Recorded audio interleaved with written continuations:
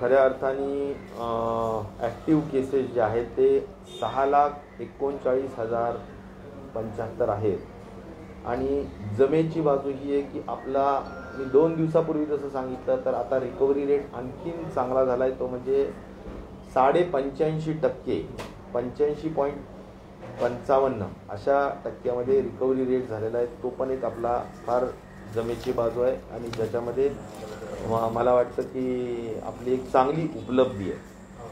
दुसरं महत्त्वाचं मला हे सांगितलं पाहिजे की आपण आजचे जे इश्यूज आहेत त्यामध्ये राज्याचा सगळ्यात महत्त्वाचा इश्यू आहे तो लसीकरणाचा. तर लसीकरणामध्ये महाराष्ट्राने 1,73,21,000 हवेतून ऑक्सिजन निर्मितीच्या साठी आपण 38 PSA प्लांट हे पूर्णतः कार्यान्वित केलेले आहेत आणि एकूण कलेक्टर्सने 150च्या अधिक ऑर्डर्स PSA प्लांटसाठी देण्यात आलेल्या आहेत. या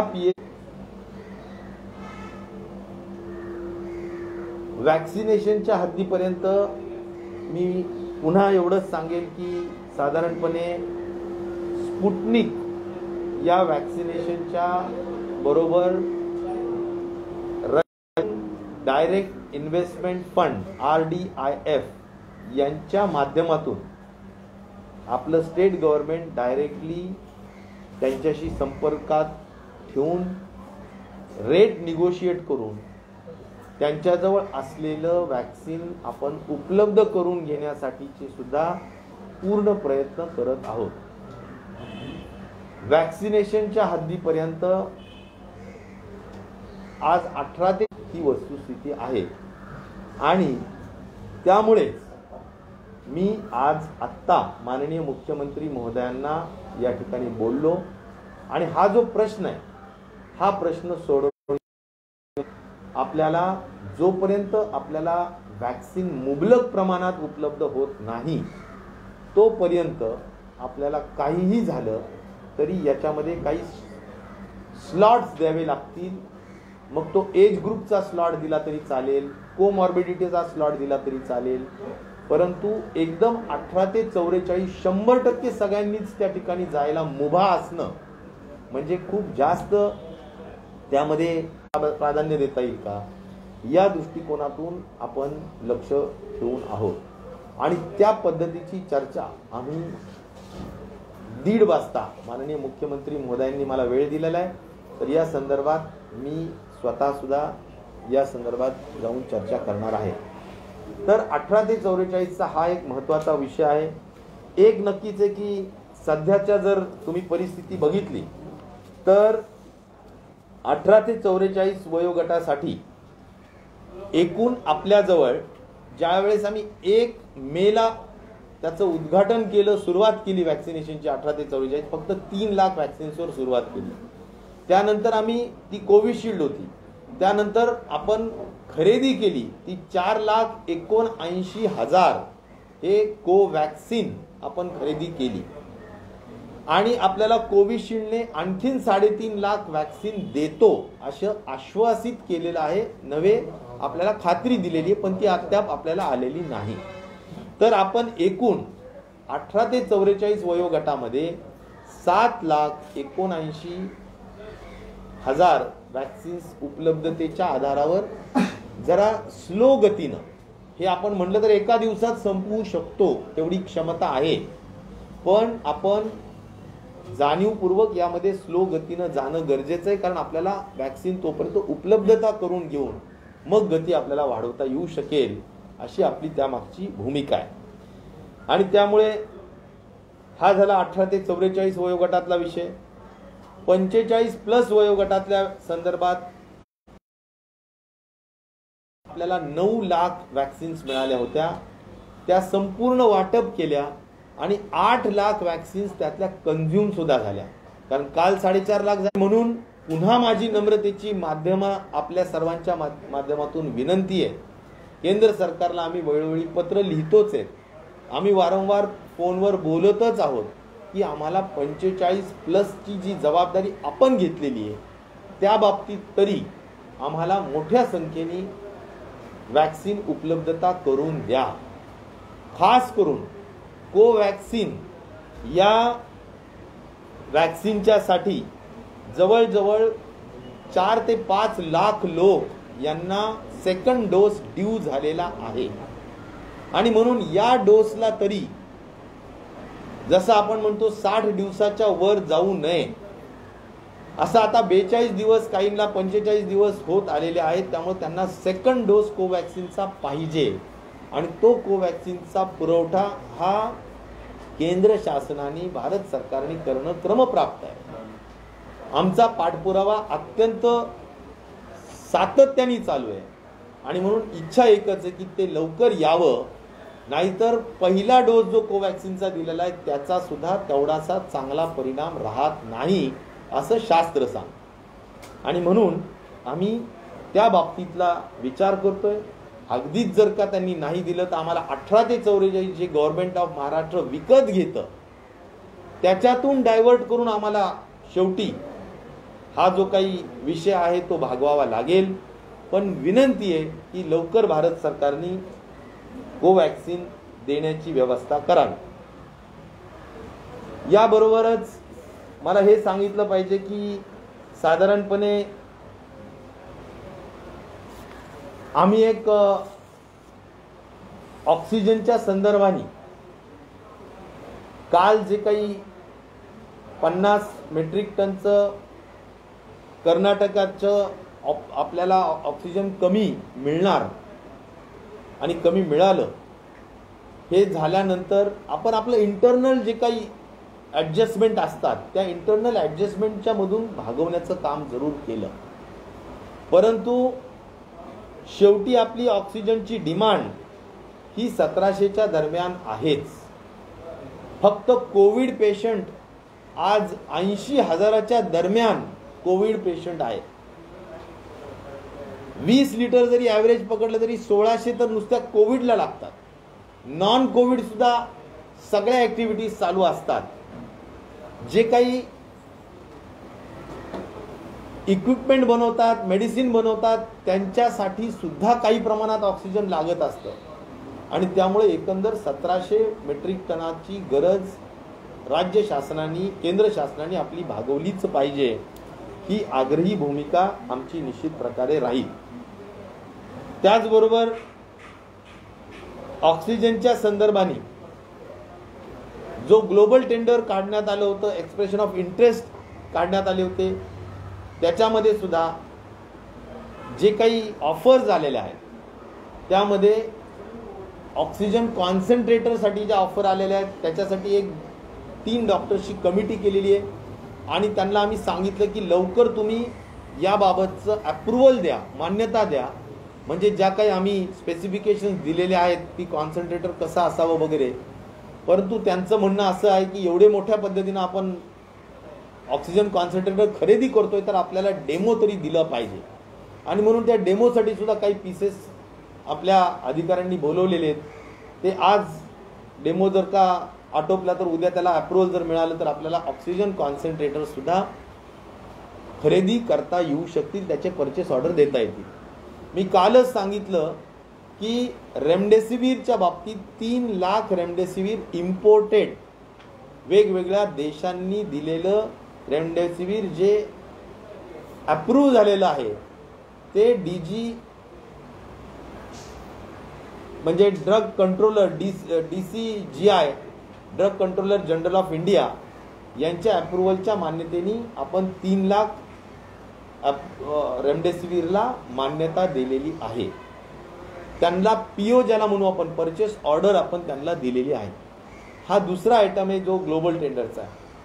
तिसरा महत्त्वाची विषय आहे तो म्हणजे आपण PSA प्लांट, त्या PSA प्लांटच्या संदर्भात सुद्धा 1-2 दिवसाच्या आतमध्ये निर्णय होईल असं मदत आणि पुनर्वसन खात्याचे सचिव जे या भागाचं ह्या सगळ्या गोष्टी पूर्णपणे रेमडेसिवीरचा, तर रेमडेसिवीरच्या संदर्भात मी आपल्याला एक सांगू इच्छितो की जवळजवळ भाग पाडणं की बाबा महाराष्ट्राचा कोटा महाराष्ट्राला मिळालाच पाहिजे, हे भारत सरकारच्या फार्मास्युटिकल कंपनी खात्याचं काम आहे.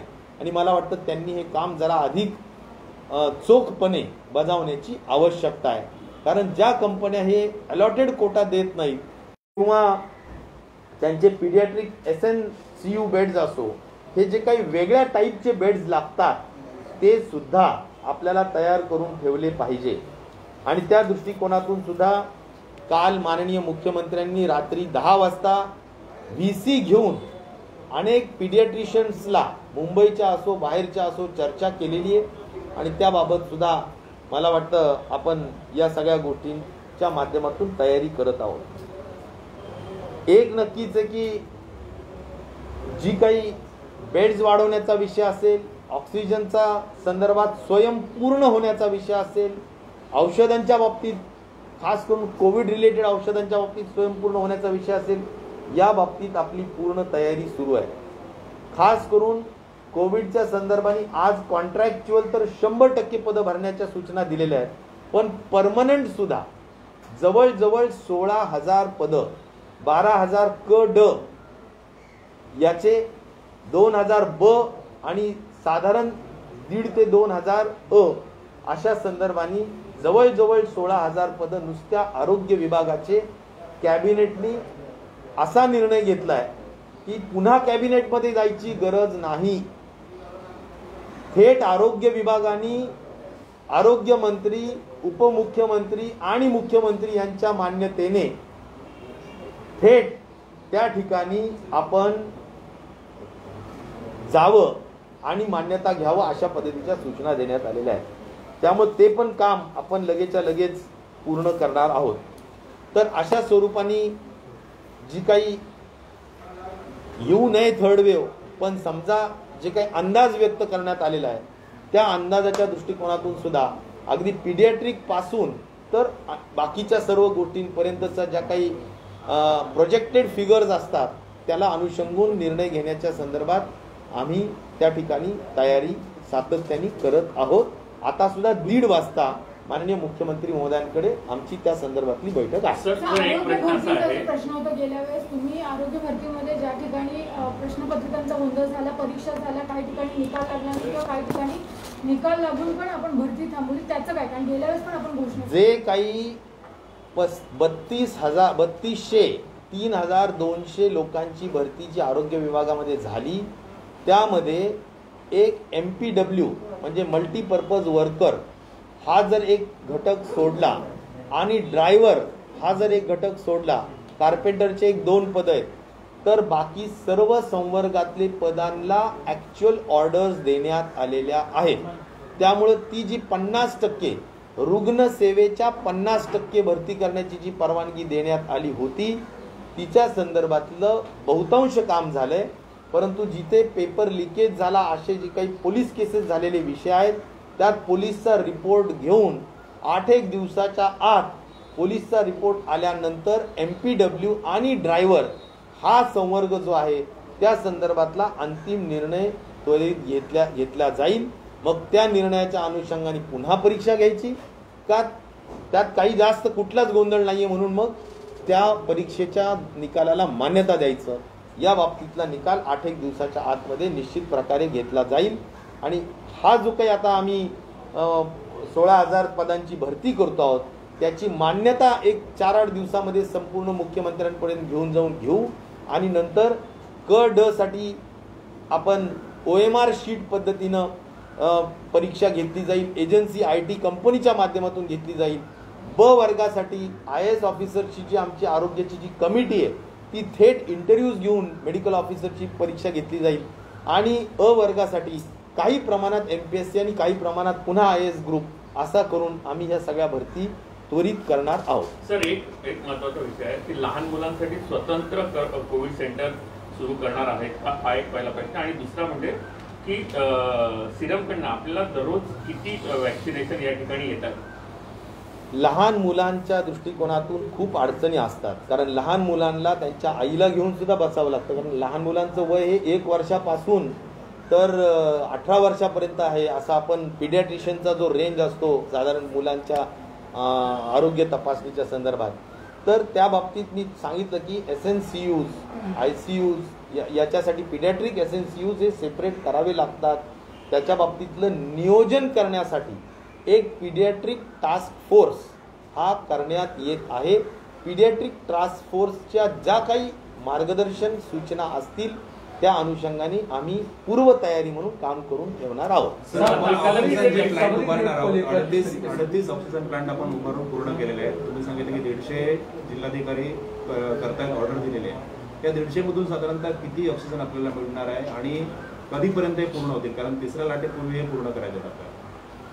नाही, साधारणपणे जर हे 150 प्लांट उभा राहिले तर यातून 300 मेट्रिक टन अंदाजे, एक अंदाज सांगतो, कारण जसं 38 मधून एक 50 टन मिळालं तसं एक 150 जर का आपण ऑर्डर दिल्या पूर्ण झाल्या तर एक 300 मेट्रिक टनापर्यंतचा ऑक्सिजन आपल्याला उपलब्ध करून घेता येईल. म्हणजे आज जे 255 आपण बाहेरून मागवतो आहोत त्या अनुषंगाने आपल्याला आपलं स्वतःचं ऑक्सिजन आणि अशा ह्याच्यावर जर पुढे जर खूप संख्या वाढली तर बाहेरचं राज्याचं ऑक्सिजन लागणारच आहे, पण ॲडिशनल आपल्या स्वतःचं सुद्धा आपण तयार करून ठेवलं पाहिजे. हा त्यामागचा मुख्य उद्देश. सर, सिरम इन्स्टिट्यूट आपल्याला किती लसी देणार होतं आणि आता किती येत आहे? सिरम इन्स्टिट्यूटने, मी पुन्हा सांगतो की सिरम इन्स्टिट्यूटने 26 मे पर्यंत मी काहीही देऊ शकणार नाही असं तो फोनवर माननीय मुख्यमंत्र्यांना सांगितलं, जे माननीय मुख्यमंत्र्यांनी आम्हालाही शेअर केलं, सगळ्यांना शेअर केलं. आणि त्यामुळं त्याच्यानंतर आता ते सध्या लंडनला आहेत. ते आल्यानंतर सातत्याने किंवा त्यांच्याशी संपर्कात आपण आहोत सुद्धा. पण प्रश्न असा आहे की ते साधारण किती देऊ शकतील. 18 ते 44 वयाला सुद्धा आम्ही थेट खरेदी करायला तयार आहेत. माननीय मुख्यमंत्री महोदयांनी, उपमुख्यमंत्री महोदयांनी एक फार स्पष्ट सांगतो की लसीच्या बाबतीत तडजोड नाही. एक चेकनी जरी कोणी आपल्याला 12 कोटी लस देत असतील तर एका चेकनी तेवढे पैसे द्यायला आपल्या सामर्थ्यशाली राज्यांनी आणि सरकारने सुद्धा व्यवस्था केलेली आहे. कारण आपल्या बाकी काहीही झालं तरी लसीकरण हा आपला प्राधान्याचा विषय राहील आणि त्यामुळे एक चेकनी लस खरेदी करायला आपण तयार आहोत.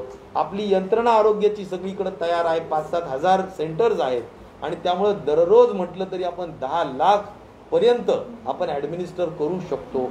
त्यामुळे मला एवढंच वाटतं की लस उपलब्ध व्हावी हाच त्या मागचा महत्वाचा उद्देश आहे.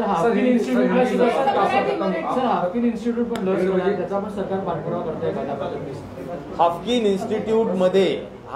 इन्स्टिट्यूटमध्ये आपण लसीकरणाच्या संदर्भात त्याला जे लागत असणाऱ्या यंत्रसामुग्री आहेत त्याच्याबाबतचं काल दिवसभरामध्ये मोठ्या पद्धतीनं प्रेझेंटेशन झाले. हाफकिन इन्स्टिट्यूटचे जे सध्याचे डायरेक्टर आहेत श्री राठोड यांनी हे सगळे प्रेझेंटेशन्स घेतले आणि त्यातून अंतिम निर्णयाला ते येतील. आणि कुठल्या कंपनीकडून, म्हणजे आता भारत बायोटेक या कंपनीकडून आपण टेक्नॉलॉजी ट्रान्सफर करणार आहोत. त्यामुळं भारत बायोटेकची टेक्नॉलॉजी ट्रान्सफर करून हाफकिन हे लस तयार करण्याच्या संदर्भातील कार्यवाही ही आपण सुरू केलेली आहे.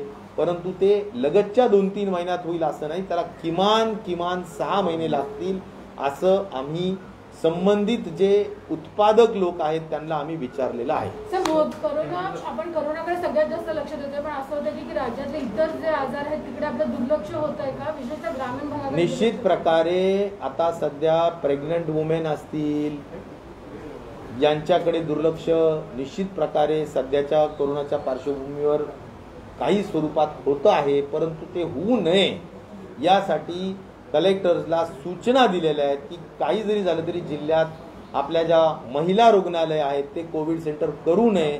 तिथे आपल्या त्यांच्या डिलिव्हरीच्या दृष्टिकोनातून, सिझेरियनच्या दृष्टिकोनातून काळजी घेतली जावी अशा पद्धतीच्या सूचना त्या ठिकाणी देण्यात आलेल्या आहेत. सर, 85 पॉइंट कुछ आपने बोला रिकवरी रेट है, क्या वो सेकेंड वेव के लिए सबसे बड़ी, अब तक की सबसे ज्यादा रिकवरी? मुझे लगता है रिकवरी रेट बढ़ रहा है, वो बहुत ही अच्छी उपलब्धि है और रिकवरी रेट बढ़ रहा है हमारा वैक्सीनेशन का डोज हम बढ़ाना चाहते हैं, उसमें भी हमने 18 से 44 साल की उम्र के लोगों के लिए करीबन अभी तक 7 लाख के दरमियान वैक्सीन डोसेस खरीदी किए हैं, यानी परचेज किए हैं, और यहाँ पर हमने 2.5 लाख के ऊपर डोज एडमिनिस्टर भी किए, यानी दिए हैं, और हम थोड़ा उसमें स्लो जा रहे हैं क्योंकि वैक्सीन के डोसेस उपलब्ध नहीं है। लेकिन 45 के अबाव के जो डोसेस है वे अभी खत्म हो गए, और मैं ये चाहता हूँ कि वे आगे अगर खत्म हो गए तो ये डोसेस हमारे को सेंट्रल गवर्नमेंट ने देना चाहिए। मैं तो ये रिक्वेस्ट करूंगा, दरखास्त करूंगा, विनती करूंगा कि कोई हालत में हमारे करीबन 5.5 लाख लोग ऐसे हैं कि जिनको सेकेंड डोज कोवैक्सीन का अभी इमीडिएटली देना जरूरी हो गया है। तो इसलिए ये कोवैक्सीन भी भारत सरकार की तरफ से आना जरूरी है, क्योंकि एक 42 दिन या 60 दिन के ऊपर सेकेंड डोज का जो टीकाकरण ये होना चाहिए। तो इसलिए ये भी हम मांग कर रहे हैं। ऑक्सीजन के लिए भी जो 50 टन जो कटौती हुई है कल, ऐसी कटौती न हो। वो हमारा अलॉटेड जो कोटा है वो हमारा हक का कोटा है जो गवर्नमेंट ऑफ इंडिया ने अलॉट किया है, अचानक से एकदम से वो कट करना ये भी ठीक नहीं है। इसीलिए हम कल के दिन तो थोड़ा इंटरनल डिस्ट्रीब्यूशन से जमा लिए, और ऑक्सीजन जो ऑडिट हम कर रहे हैं, ऑक्सीजन का सेविंग हम कर रहे हैं, PSA प्लांट हम लगा रहे हैं, ऑक्सीजन कॉन्सेंट्रेटर हम बढ़ा रहे हैं, उससे थोड़ा बहुत राहत मिली है। लेकिन जो हमारे हक का कोटा है वो कोटे में कटौती न हो, ये एक दरखास्त, ये मांग हमारी केंद्र सरकार की तरफ से रहेगी। वैसे ही रेमडेसिविर के हद तक जो लोग आज, जो कंपनीज जिनको अलॉटमेंट करने का काम दिया है गवर्नमेंट ऑफ इंडिया ने, फार्मास्यूटिकल डिपार्टमेंट ने, और जो कंपनीज उनके कोटे के हिसाब से महाराष्ट्र को वाटर या डिस्ट्रीब्यूशन नहीं हो रहा है, मुझे लगता है कि उन्होंने भी अपना अपना काम बहुत जिम्मेदारी से करना जरूरी है।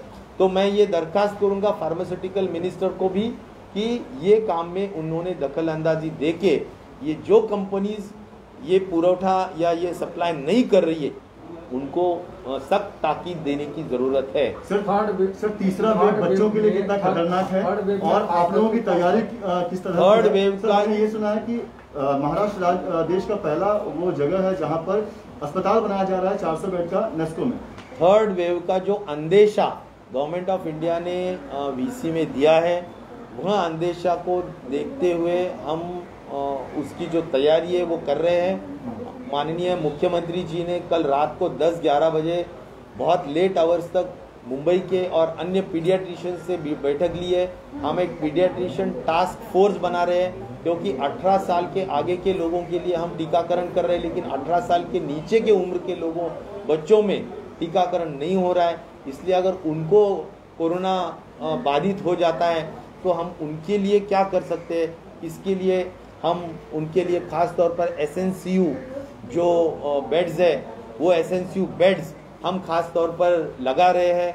और दूसरी बात ये भी है कि पीडियाट्रिक टास्क फोर्स हम बना रहे हैं, उनका जो मार्गदर्शन रहेगा, उनकी जो भी गाइडलाइन रहेंगे उनके मुताबिक हम उसके मेडिसिन जो लगेंगे, क्योंकि बच्चों के लिए अलग तरीके से मेडिसिन लग सकते हैं, उनके वेंटिलेटर्स अलग तरीके से होते हैं, तो ये वेंटिलेटर्स हो, ये मेडिसिन हो, उसकी भी तैयारी करना उतनी ही ज़रूरी है। तो और छोटे बच्चे होते हैं, उनको उनके माँ के साथ रहना पड़ता है, तो ऐसे वक्त किस तरह से तैयारी करना ज़रूरी है, ये सब के बारे में पूर्व सोच होना ज़रूरी है और प्री प्लानिंग होना ज़रूरी है। इसीलिए ये टास्क फोर्स हम बना रहे हैं, और टास्क फोर्स का जो मार्गदर्शन रहेगा हम जल्द से जल्द उस हिसाब से केंद्र सरकार को इंटरनेशनल मदद मिल रही है, उसमें से महाराष्ट्र के हिस्से में क्या है? महाराष्ट्र में जो US एड के माध्यम से 53,000 रेमडेसिविर वायल्स ये US एड की तरफ से महाराष्ट्र को मिले हैं। उससे 1-2 दिन के लिए राहत जरूर मिल सकती है, लेकिन जो रेमडेसिविर बनाने वाली कंपनीज है उन्होंने उनका जो काम है, खास तौर पर जो उनका अलॉटमेंट जो कोटा उनकी तरफ से महाराष्ट्र को मिलना चाहिए वो टाइम पे नहीं मिल रहा है। और इसीलिए ये केंद्र शासित जो कंट्रोल्ड कंपनीज है, तो मुझे लगता है केंद्र शासन ने इस पे ज्यादा गौर करना जरूरी है। सेकंड वेव से सीख लेते हुए थर्ड वेव की क्या कुछ तैयारियां हम कर रहे हैं इस बार? थर्ड वेव के लिए देखिए, बेड्स बढ़ाना हो, ऑक्सीजन का सप्लाई बढ़ाना हो, रेमडेसिविर और अन्य तरीके से कोविड रिलेटेड जो भी मेडिसिन है उसका प्रॉपरली सप्लाई करना हो, या जिसको हम कहेंगे कि डॉक्टर्स की व्यवस्था करना हो। खास तौर पर महाराष्ट्र गवर्नमेंट स्वास्थ्य विभाग के करीबन 16,000 रिक्त वैकेंट पोस्ट जो डॉक्टर्स के हैं, स्पेशलिस्ट के हैं, MPW के हैं यानी मल्टीपर्पज़ वर्कर्स है, वार्ड बॉयज़ है, स्टाफ नर्सेस है, सभी टेक्नीशियंस है, सभी लोगों के जो भी रिक्त पद है जो आज कॉन्ट्रैक्चुअल बेसिस पे चल रहे हैं, हम सभी जगह पे परमानेंट पोस्टिंग करने के लिए 8 दिन के भीतर गवर्नमेंट माननीय मुख्यमंत्री इस पे डिसीजन देंगे और मंत्रिमंडल ने वो अधिकार पूरा मुख्यमंत्री और उप मुख्यमंत्री को दिया है। मुझे उम्मीद है 8 दिन में हम ये मान्यता लेंगे और आने वाले दिनों में जो क और ड जो पद होते हैं उसका हम OMR शीट के माध्यम से जो choice of questions, choice of answer होते हैं उसमें से हम सिलेक्शन करेंगे और B क्लास के जो लोग हैं उनको स्ट्रेट वे इंटरव्यू जो हमारी स्वास्थ्य विभाग के जो आला ऑफिसर्स हैं वो लेंगे और उनके माध्यम से मेडिकल ऑफिसर्स का भी सिलेक्शन हम करेंगे। सर 45 साल के ऊपर के लिए अगर वैक्सीनेशन नहीं है तो 18 से 44 साल के वैक्सीन जो ले रहे हैं वो उनको देने की भी बात चल रही है। अगर 45 साल के उम्र के लोगों को कोवैक्सीन जो सेकेंड डोज ड्यू हुआ है उनको अगर right time government of India नहीं देती है, जो मांग हम कंटिन्यूसली कर रहे हैं, तो हमारे को दूसरा कोई चारा नहीं बचेगा कि जो हम 18 से 44 साल की उम्र के लिए महाराष्ट्र खरीदी कर रहा है कोवैक्सीन या जो भी कोविशील्ड हो, लेकिन कोवैक्सीन की जो मात्रा आएगी उसमें से देना हमारे को दूसरा कोई मुझे लगता है पर्याय या दूसरा कोई ये नहीं रहेगा, हमारे पास ऑप्शन नहीं रहेगा। तो हमारे को ये महाराष्ट्र की जनता के लिए, सीनियर सिटीजन्स के लिए करना पड़ेगा। सर एक सवाल ये है कि खासकर थर्ड वेव में बच्चों को ही क्यों फोकस किया जा रहा है? क्या पहले वेव में जिस तरीके से सीनियर सिटीजन इफेक्टेड थे उसके बाद 18 प्लस के लोग ऐसा कोई नहीं है। एक ही है कि 18 से आगे के उम्र को हम जरा सेफ करने जा रहे हैं। आने वाले 2-3 महीने में हम बड़े पैमाने पे टीकाकरण करने जा रहे हैं, इसलिए जो टीकाकरण नहीं हुए हैं वो ग्रुप खास तौर पर बच्चों का ग्रुप है, तो उसमें अगर कोई प्रॉब्लम न आए इसलिए एक एहतियात हम उसमें बरत रहे हैं। तो सुप्रीम कोर्ट ने जिस मुंबई मॉडल की तारीफ की है, थैंक यू तो फर्क तो दिया ना।